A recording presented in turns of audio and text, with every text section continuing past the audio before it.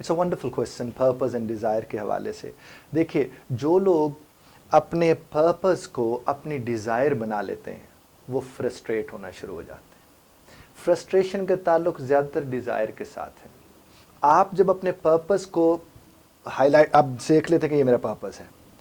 जिस वक्त आपका पर्पस का आपको पता चल जाता है, तो मैं यूँ अगर आपको समझाऊं कि ख्वाहिश से यानी डिज़ायर से पर्पस तक अगर आप आ गए, तो अब पर्पस जब आपके पास आ जाता है तो फिर आपको सर्जन वाला रोल प्ले करना होता है।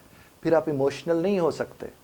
जिनके पास पर्पस होता है वो अगर इमोशनल हो जाएं तो वो फिर इमोशनली ब्लैकमेल होते रहते हैं उसी डिज़ायर से जो मैच्योर होकर पर्पस बनी थी।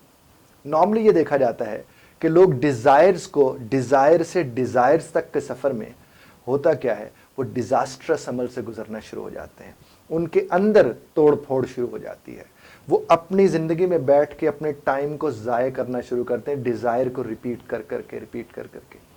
ये जो एंजाइटी होती है, ये रेपिटेशन ऑफ द डिज़ायर की बेसिस पे होती है।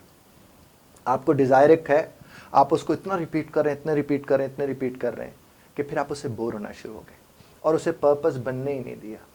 जब आप डिज़ायर से शुरू होंगे और एक पर्पस की शक्ल में उसे ले आएंगे, तो उसके बाद मैंने आपसे पहले भी अर्ज़ किया, इमोशनली उसको डील नहीं करना, रैशनली उसको डील करना है, ताकि आप फ्रस्ट्रेशन से बच सकें। चूँकि पर्पस के लिए आपको क्या चाहिए होता है, आप बिल्कुल पर्पस को अब यूँ समझें कि एक पेंटर जब पेंटिंग कर रहा होता है तो आपने अक्सर देखा होगा वो पर्पसफुली वो इधर हटता है, दूर होता है, इस एंगल से, कभी उस एंगल से, कभी इस एंगल से जाके अपनी उस तस्वीर को देख रहा होता है। तो जब वो देख रहा होता है तो वो एक नाकिद, तनकीद करने, एक क्रिटिक की हैसियत से देख रहा होता है कि अच्छा ये वाला एंगल यहाँ से यूँ ठीक होगा, ये वाला यूँ ठीक होगा। और अगर वो उसके करीब रहेगा बनाते हुए तो वो दूर आके जो उसे नज़र आना था वो उसे नज़र नहीं आएगा। आपको अपनी ख्वाहिश से दूर रहकर ख्वाहिश का एहतराम करना होता है, जिसे हम पर्पस कहते हैं। अगर आप ख्वाहिश के करीब रहकर ख्वाहिश का एहतराम करने की कोशिश करेंगे तो यकीन मानिए और बड़ी ख्वाहिशात उससे पैदा होंगी और फिर आप ख्वाहिशात की भींट चढ़ जाएंगे, आप डिज़ायर्स की भींट चढ़ जाएंगे और फिर आपका पर्पस सिवाय डिज़ायर्स की भींट चढ़ने का और कुछ नहीं होगा।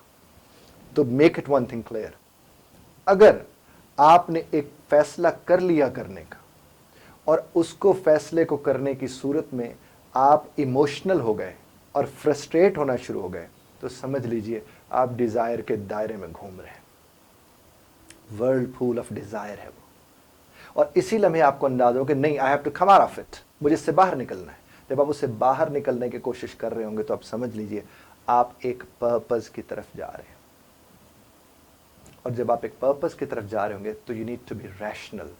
आपको एक अक्ल के इस्तेमाल करके, अक्ल को आपने इस्तेमाल करना है, प्रायोरिटीज़ को सेट करना है, उसके पॉइंट्स बनाने और इन पॉइंट्स को स्केड्यूल करना है, और उसके बाद आप अपने पर्पस की अचीवमेंट के लिए खड़े हो जाएंगे। क्योंकि वही पर्पस आगे जाकर आपके एम को, आपके ऑब्जेक्टिव्स को उनको एक शक्ल देने में आपकी मदद करेगा। बहुत शुक्रिया सुनने का।